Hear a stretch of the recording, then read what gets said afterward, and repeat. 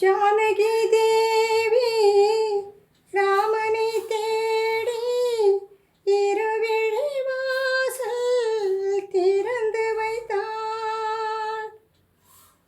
ஜானகி தேவி ராமனை தேடி இருவிழி வாசல் திறந்து வைத்தாள். ராமன் வந்தான் மயங்கி விட்டாள். தன் பேரை கூட மறந்து விட்டாள். ஜானகி தேவி ராமனை தேடி இருவிழி வாசல் திறந்து வைத்தாள். சீதை வணங்கி எழுந்தாளே, கண்களில் அதனை இழந்தாளே.